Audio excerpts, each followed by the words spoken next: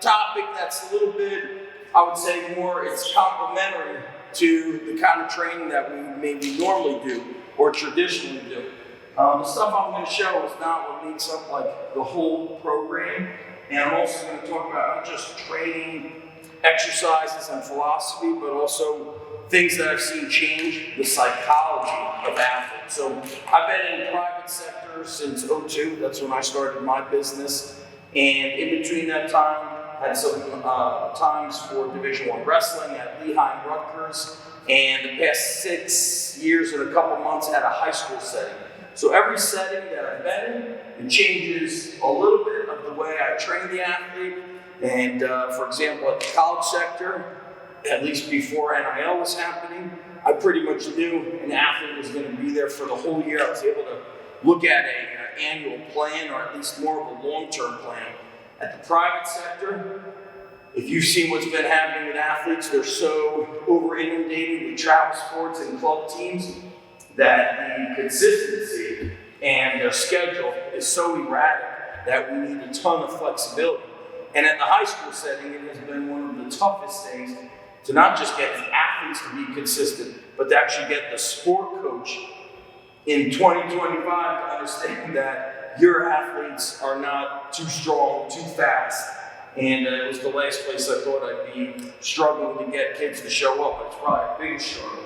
And so this philosophy is not new. So I started thinking more about gotta be strong all around from all types of angles. And so I try to implement that into the training, especially if my private sector athletes are lifting at school. We always say, Will, what'd you do at school? Oh, I did cleans. I did 3 sets of 5. Oh, you lifted heavy? And whatever he says, I'll say, okay, we could do the cleans today. It's on the schedule, but we'll do it for speed, for the 5 sets of 2. Or he's like, I did squats and benching. I'm like, okay, you're going to do split squats, and we're going to do reverse hypers, and we're going to do sled work. And I benched. Okay, you'll go on floor press today, or one-arm incline bench. So I try to fill those gaps of muscles that aren't getting worked and movements that aren't getting worked. Because when I'm looking at sport, that's to me the ultimate assessment. Dwight said something real interesting. He's like, we did a lot of deadlifts. Whereas Coach Decker said, we did a lot of RDLs. Dwight said, I didn't really like the sumo deadlift. I don't know if I like sumo more than conventional. My answer is, it depends. But when I think about the sport of wrestling or football, sometimes you're in these positions, or you don't want to be in that position and you get in that position, so I'll use it. And my mindset changes for certain exercises. Sometimes I like them, depending on the team and who I'm training with. Other times, I don't think it's applicable. So it changes. So we're going to come over here. We're going to start over here. I'm going to go over one type of squat and different variations. So if you guys want to bring it in, that's good. At my private facility, I'm not training large groups. Although sometimes, large for us, we'll have 15 athletes in a group. And we have 3 squat racks in my gym. At the high school, it could be 30, could be 60, could be 80. It could be 80 kids, could be, baseball, could be like 40 kids. Girls soccer, could be 30. Then there's like 1 hockey player. It's like doesn't know what else, he's like, just found himself there. And then there might be 2 or 3 or 5 softball players. It's this mixture. So I'm always ready to have plan B. Coach Eppley talked about that this morning on the drive here during his discussion. Like, gotta be flexible. So straight bar here. My high school has straight bars. I've got some Swiss bars. I don't have thick bars, but at my private gym, a lot of thick bars. Whether it's a straight bar or a zigzag bar, we utilize them for pressing. We utilize them for zercher squats because it just sits more comfortably.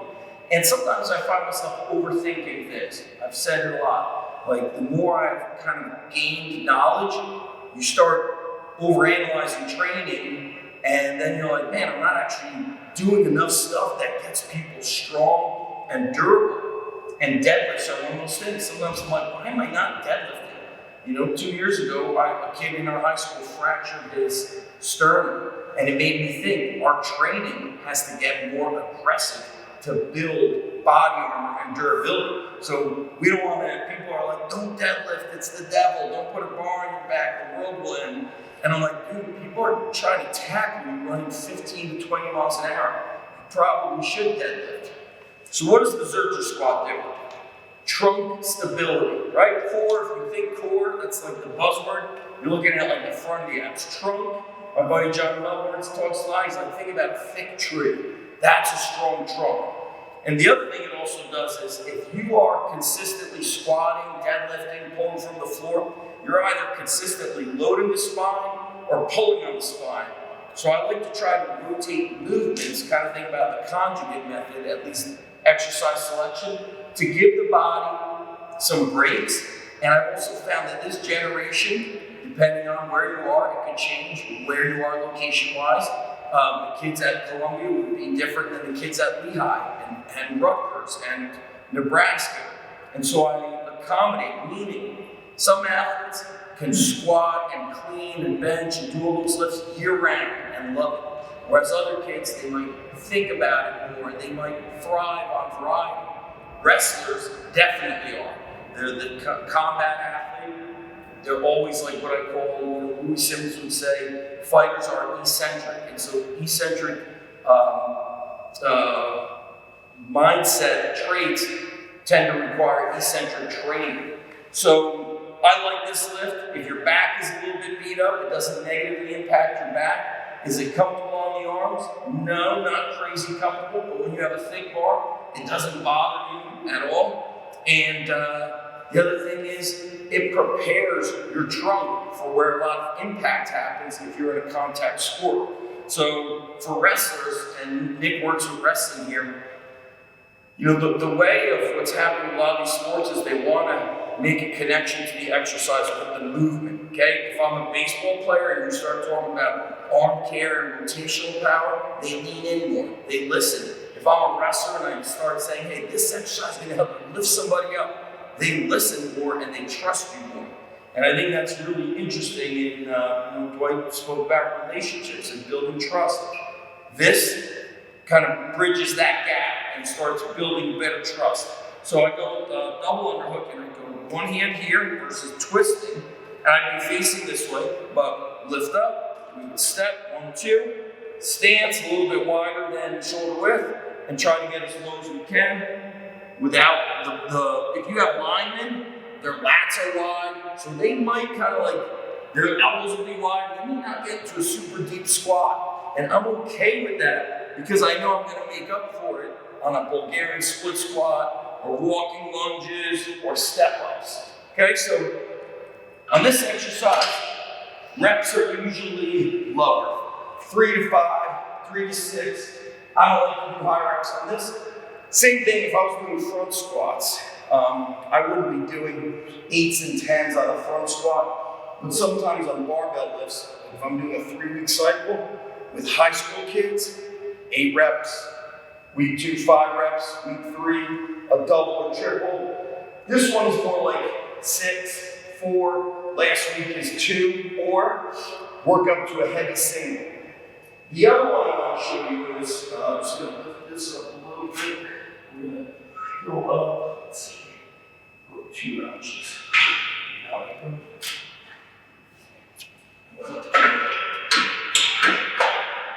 So the other variation, this is the way I look at it. We have back squat, front squat, Zercher squat, goblet squat, box squat, what else?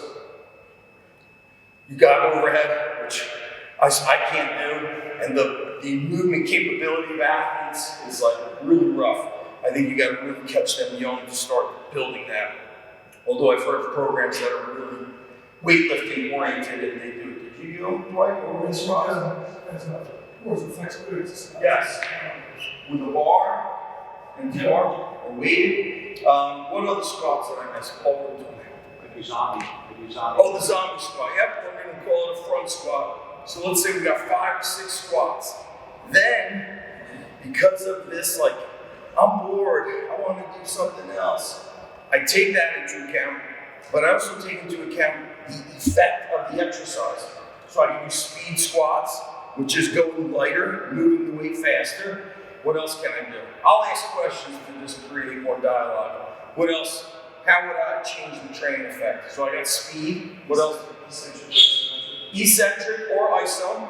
Depending on how much equipment you have, depends on the eccentric time. For me, too many kids, not enough equipment, I'll do a 5, maybe 6 second eccentric. Okay? What does that do? It builds up tendon and ligament strength. If I'm working on upper body, I'm thinking bodybuilding, I'm utilizing it for hypertrophy. Younger athletes need to build muscle. That being said, I was kind of shocked when I got to college. Rutgers and Lehigh were kind of hovering around 14th in the country, so looking at the top 15 teams, nobody was really like blowing my mind with size or strength. And the truth is, if you're in a sport such as wrestling, the way you look can intimidate. It's like part of the winning. It can intimidate the opposing team. Jim Wendler says we want to win the game when we get off the bus. Teenagers judge other teenagers by what they look like. But we all know that big doesn't absolutely mean strong. So we've got the eccentrics. Eccentrics for lower body improves change of direction on the field. So if somebody's consistently bouncing and no control, no good. If you're struggling on time to get them out on the field, you're implementing a slower eccentric. Isometrics. Isometrics are great. What do you use isometrics for, Fred? What's your focus with them? Technique, Position. yeah, technique, especially after a long layout, after season, you might utilize eccentrics or isometrics to get them back to getting their depth, mobility, stability, underload. Yep. What does Cal? Yep. What does Cal say? What is the tendon health? Tendon health. Yep. Coming back, or track athletes coming in. I don't know why my knee hurts. Okay. We're going to do slow eccentrics, and we're going to hold. We're going to have isometric. We're going to hold positions. If you're talking about combat athletes, wrestling, football, there are points where there is holding and an isometric hold. So sometimes I'll incorporate the iso into the movement. The one that I want to demonstrate, the next one is the Anderson squat, which Coach Epley was going over the history, which I love the history. The Anderson squat is named after Paul Anderson. He was, the strongest man in the world, and he lifted on his property. And what he had was barbells with those oil, I don't know what you call them, oil barrels filled with different kind of weights. But he didn't have a squat rack. But what he did was he dug up the ground. And so some of them were here, some of them he started from the bottom. So what we're doing by starting the bottom is we're getting strong from an awkward position.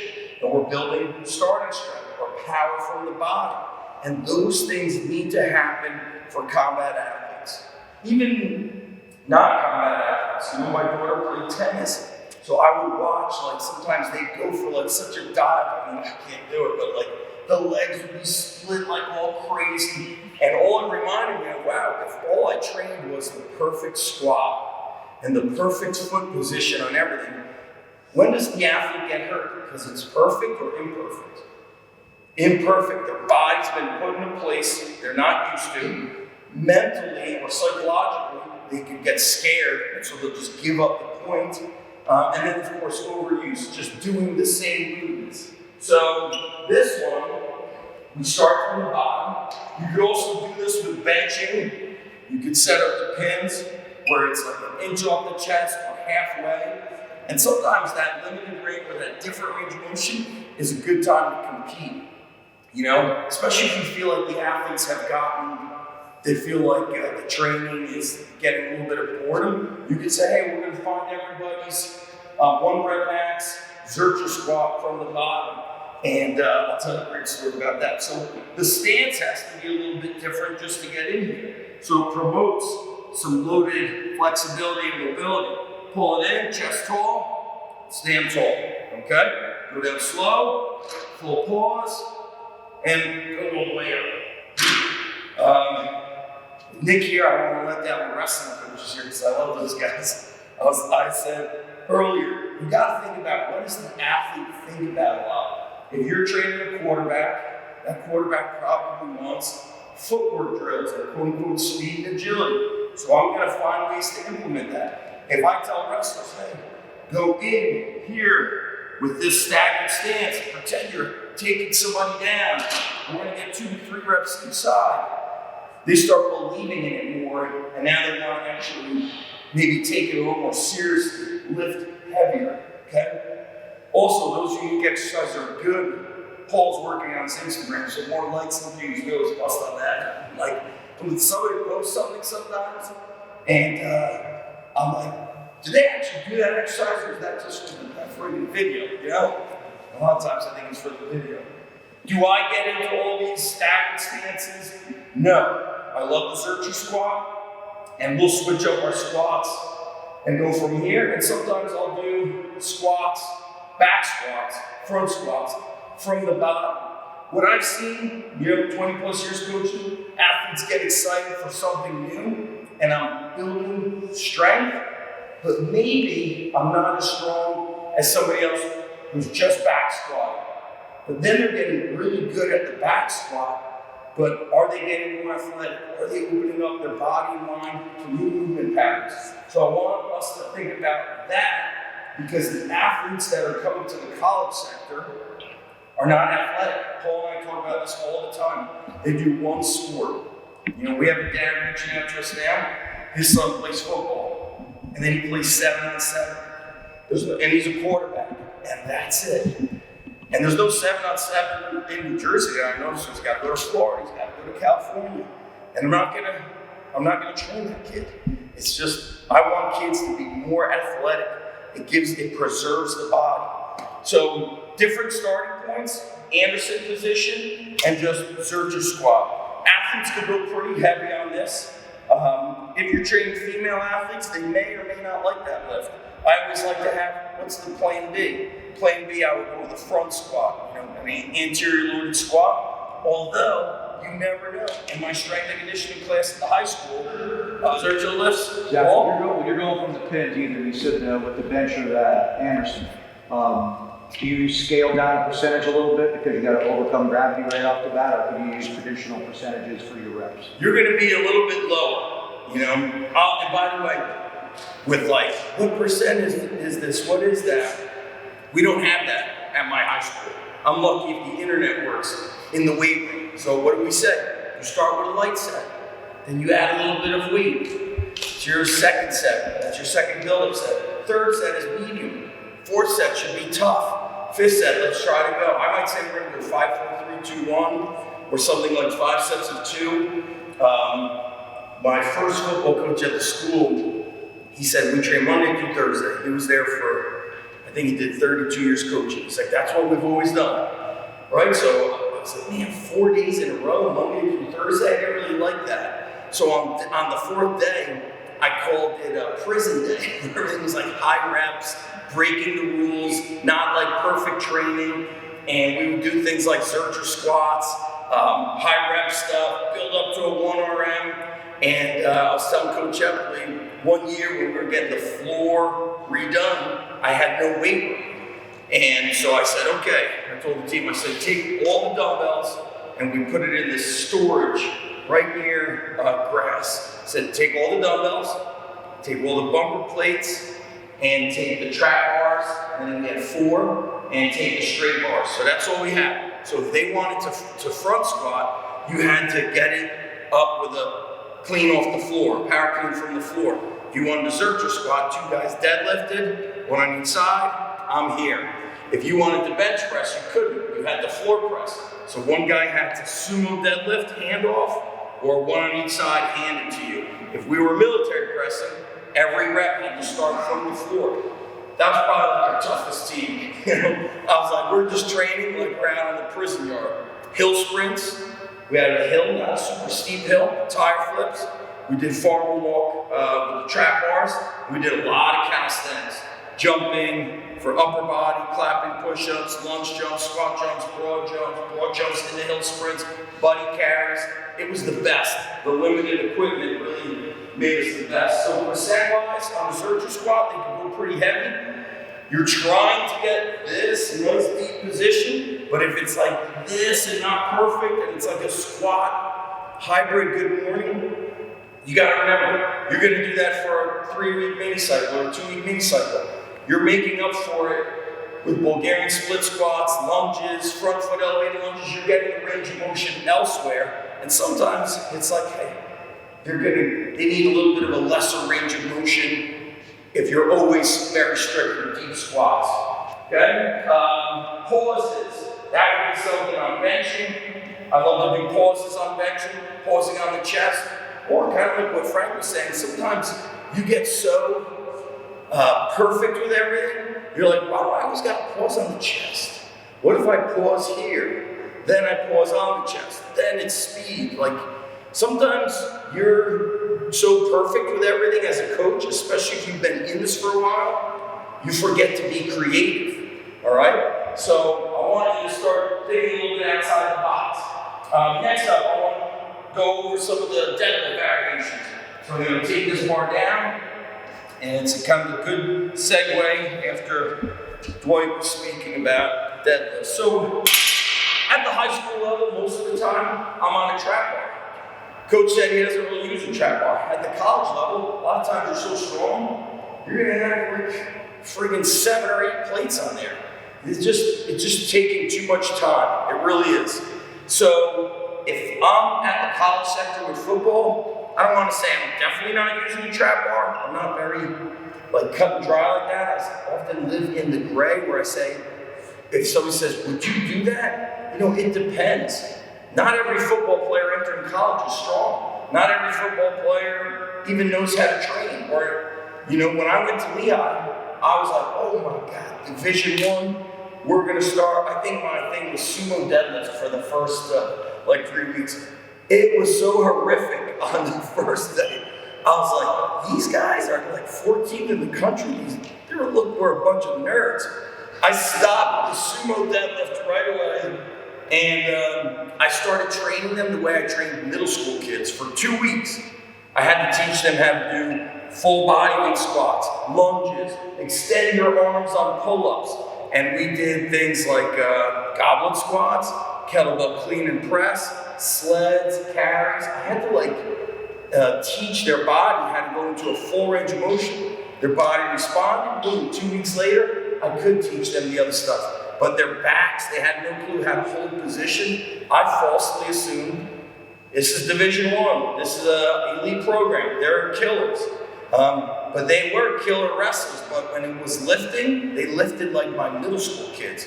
So I had to, reverse engineer where I wanted them to go. So sumo deadlift. I don't feel great with the sumo deadlift. And that could be, I've had 4 knee surgeries on this knee. But from a safety standpoint in the high school setting, it doesn't work their lower back as hard. It hits their hips, it works the back, it works the grip. So I'll use the sumo more than the conventional, but then I'm gonna get into that. So sumo deadlift traditionally is right here. Feet pointed out a little bit, hands go straight down, hook grip, or when it's heavy over under, chest up, squat it up. Don't lean back with the soft knees. Go down, when you touch, lift. It's a good lift for the high school setting if they're strong enough for it. I won't go to this until they're really good at a trap bar deadlift. Conventional deadlift. If an athlete is not strong enough on the conventional deadlift, I could go heavy on sumo with an athlete, but when you go conventional, it's a lot more lower back, right? So if the lower back gets beat up, the athlete overthinks things. It's like, oh my God, my back is killing me. Coach Frank, you blew out my back. And then you do a couple things and warm them up. I feel good. You're like, all right, don't ever say that again, I'll kill you. Right? I remember, I have a lot of stories of kids doing that. Conventional deadlift. If they squat too low, it doesn't work for somebody who's tall. If somebody's 5'6", 5'8", they could squat the weight up. If they're in that 5'10", 5'11" range, they have to learn how to kind of pull the weight up and not do something that would look like this. Who was talking about that kind of pre-dip? They're here, and was it Tony? Where's Tony? Did he leave? Okay. We're talking about that is a major occurrence in the high school setting. They do this pre-dip, and I have to bring back, hey, Deadlift. It's dead weight. Get down. Be tight. Freeze. First rep is the hardest.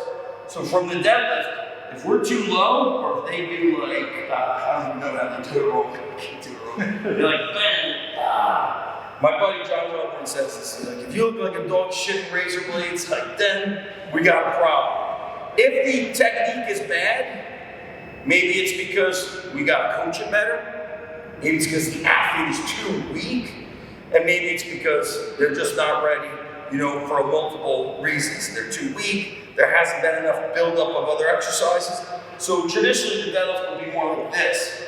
Now, when will I use the conventional deadlift for the high school athletes? Kids are training on their own.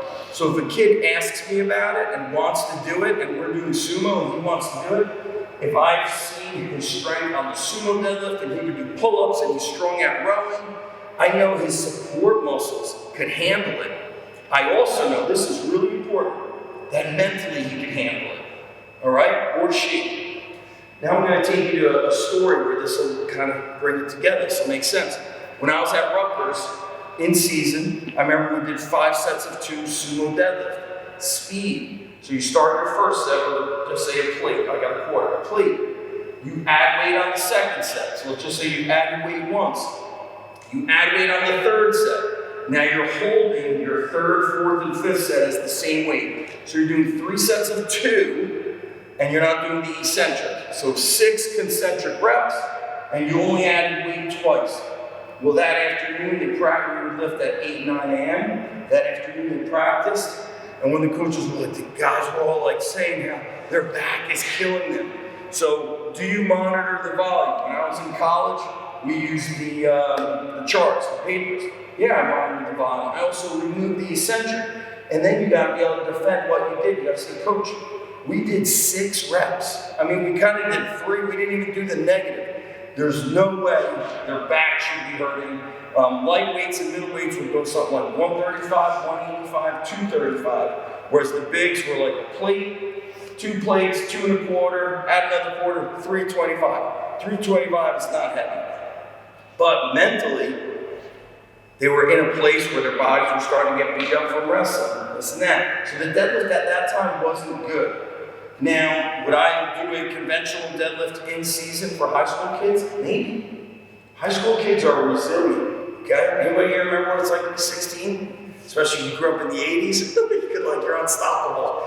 And so sometimes I'm like, dude, I barely even did anything. But I think about this, all the injuries I'm seeing, in my opinion, might change in a week or 2 is, there's too much fancy bullshit. Nobody's really getting strong and durable and prepared for the impact of sports. So if you've been coaching for a decade, you may have seen a change. 15 years, you've seen a change. 20 years, you've seen a lot of change. I don't recall seeing, backs being broken in football. I don't recall seeing so many wrestlers needing an ACL and shoulder repair. Or baseball. I never thought I'd see a baseball player break an elbow throwing a ball. I've seen broken elbows, broken arm, of course UCLs.